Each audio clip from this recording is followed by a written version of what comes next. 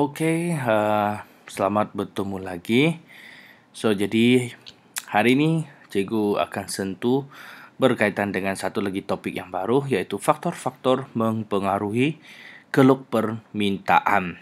Sebelum ini di sesi yang sebelum ini kita ada belajar berkaitan dengan keluk permintaan. Bagaimana keluk tersebut terbentuk. Yang kamu lihat adalah keluk permintaan seperti yang ada pada raja yang pertama ini, yaitu hanya satu keluk didi itu saja yang terbentuk, akibat daripada perubahan harga. Bila harga naik, kuantiti akan turun. Bila harga turun, kuantiti akan naik. Jadi kalau kita lihat dari sini, P0 ni ialah harga asal. Bila harga naik kepada P1, maka kuantiti daripada asal Q0 ini akan turun ke Q1. Harga asal P0 turun harga kepada P2. Ini akan menyebabkan macam mana? Kuantiti akan meningkat. Ni nampak kan? Meningkat. Itu memang hukum permintaan yang sudah kita belajar sebelum ini. Baik, ini keluk jika berlaku ini saja, ini kita panggil sebagai perubahan kuantiti diminta. Perubahan kuantiti diminta, iaitu hanya satu garis saja terbentuk, dan ini adalah satu saja faktor yang menyebabkan dia, yaitu faktor harga barang itu sendiri.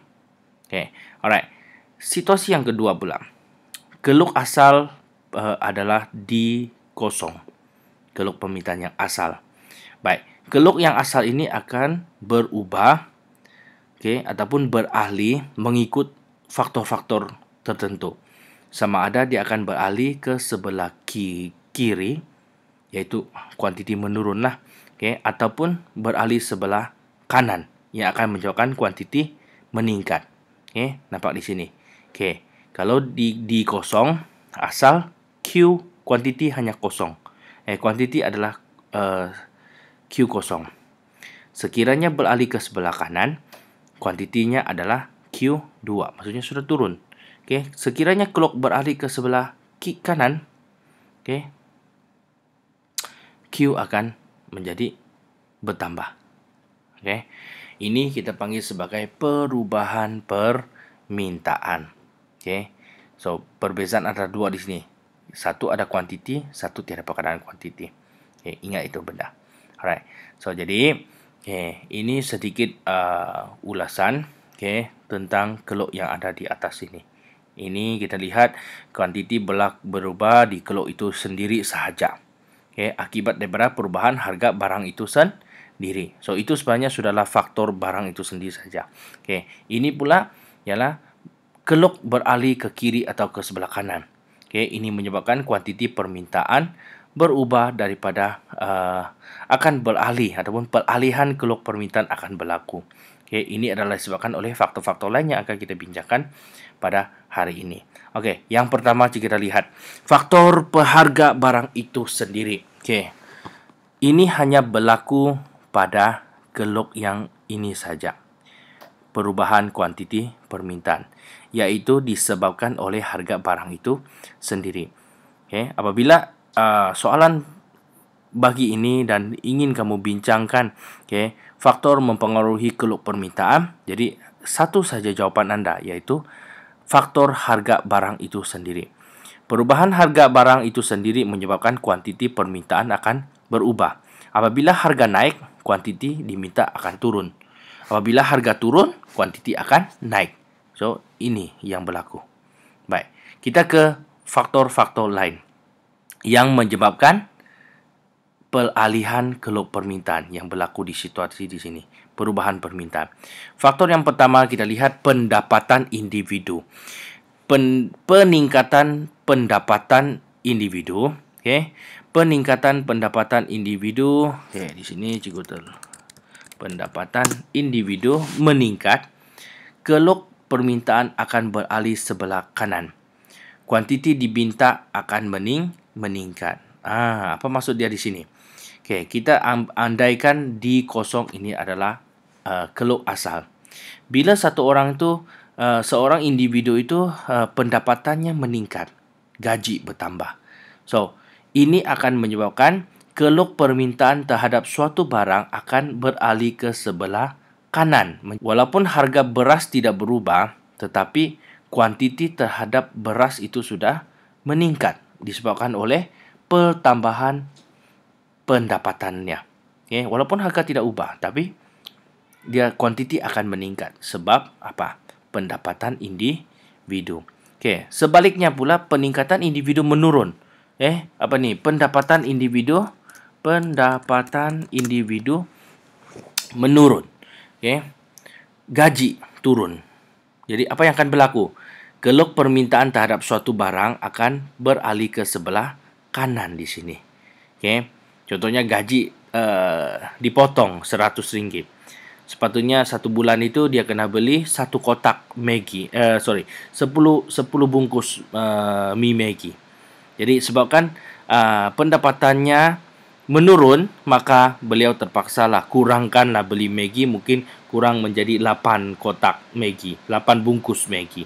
So, itu yang akan berlaku sekiranya pendapatan individu tambah ataupun menurun.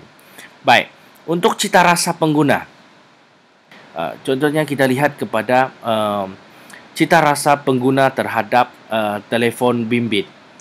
Sekarang orang lebih gemar membeli handphone ataupun telefon bimbit Huawei. Cita rasa terhadap Huawei meningkat, menyebabkan keluk permintaan terhadap telefon Huawei akan beralih ke sebelah kanan. Lebih ramai orang suka beli Huawei, maka kuantiti akan meningkat.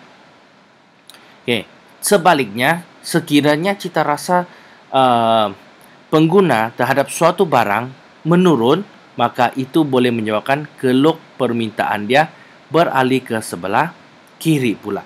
Kuantiti sudah menjadi turun. Contohnya sekarang Nokia. Kalau dahulu Nokia sangat popular, tetapi sekarang Nokia orang kurang beli sudah. Cita rasa terhadap Nokia agak kurang. Jadi, andaikan ini adalah keluk permintaan terhadap Nokia, maka Nokia punya keluk permintaan akan menurun ataupun ke sebelah kiri, menyebabkan kuantiti menurun. So itu tentang cita rasa pengguna. Baik. Jangkaan harga masa hadapan juga boleh menyebabkan perubahan permintaan. Sebagai contoh situasi yang pertama, jangkaan harga masa hadapan terhadap suatu barang meningkat atau naik. Keluk permintaan akan beralih ke sebelah kanan. Kuantiti diminta meningkat pada masa kini kerana pengguna membeli dan pada harga yang lebih murah pada waktu ini. Baik, sebagai contohnya lah. Minggu depan harga terhadap buku latihan dijangka akan naik. Contoh. Jadi, keluk permintaan terhadap buku latihan akan meningkat ataupun ke sebelah kanan pada masa ini. Kerana, jika minggu depan harga akan naik, harga mahal, orang tidak akan tunggu minggu depan baru beli. Orang akan beli sekarang. Jadi orang beli sekarang, permintaan terhadap buku latihan sekarang akan melonjak. Contohlah yang lain pula di sebaliknya. Contohnya buku latihan minggu depan turun harga. Orang kata kerajaan umumkan minggu depan buku latihan turun harga. So apa yang berlaku pada masa sekarang ini? Turun harga pada minggu depan. Pengguna akan berhenti beli sekarang, mereka akan tunggu minggu depan baru dia beli. So itu akan menyebabkan keluk permintaan buku latihan akan menurun ataupun ke sebelah kiri. Orang sekarang buat masa ini, minggu ini orang tidak mau beli, tunggu minggu depan baru beli. So kita lihat pada yang berlaku pada semasa. So itu ialah jangkaan harga pada masa hadapan. Baik, yang keempat, faktor yang keempat, musim. Ini yang orang paling suka ni. Musim juga boleh mempengaruhi peralihan geluk permintaan. Contohnya permintaan terhadap tanglung. Bila kita mau beli tanglung ini, musim Tahun Baru Cina, ataupun musim Pesta Tanglung. Itu musim saja orang yang berpusu-pusu ingin membeli tanglung. Jadi apa yang berlaku? Permintaan terhadap tanglung pada musim Tahun Baru Cina akan meningkat. Jika meningkat, maksudnya apa? Geluk penawaran akan beralih, geluk permintaan akan beralih ke sebelah kanan. Tetapi sebaliknya, sekiranya pada tiada musim Tahun Baru Cina, Tahun Baru Cina sudah lalu, permintaan terhadap tanglung akan menurun. Sekiranya menurun, geluk permintaan terhadap tanglung akan bergerak ke sebelah kiri. So, jatuh permintaan, kuantiti permintaan terhadap tanglung. Right. Okay. So, cikgu membincangkan 4 faktor-faktor sahaja, tetapi kita ada faktor-faktor lain lagi seperti dasar kerajaan dan juga harga barang lain. Ini memasuki ini termasuk harga barang pengganti ataupun harga barang penggenap. Okey, so jadi apakah barang penggenap untuk petroleum ini? Jawab di hatimu. Ya, betul. Kenderaan. Alright, kenderaan. Right. So, kita lihat, kau tengok ini harga ni. Tiap-tiap minggu kita boleh nampak ni. Harga petrol jatuh 5 sen. Harga ini pun dia jatuh 5 sen. Diesel jatuh banyak 12 sen. Hukum permintaan menyatakan bila harga jatuh, kuantiti diminta akan naik. Betul. Apa yang menyebabkan kuantiti diminta naik? Macam mana minyak ini banyak? Maksudnya perlukan banyak kenderaan. Macam mana untuk dapatkan banyak kenderaan? Maksudnya orang akan lebih membeli kenderaan. So, walaupun harga minyak jatuh, dia boleh mempengaruhi kuantiti diminta untuk kenderaan. Orang rasa, oh, minyak sekarang sangat murah. Jadi saya pun mau beli kereta lebih lah. Sebab minyak murah. So, itu satu gambaran tentang harga barang kesan barang penggenap terhadap kuantiti diminta. Alright. So, jadi tugasan anda ialah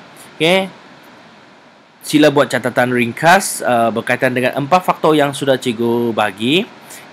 Dan sila buat bincangkan faktor dasar kerajaan dan juga faktor harga barang lain dengan merujuk kepada buku teks tingkatan 4 anda yang ada di tangan anda. Buku teks tingkatan 4.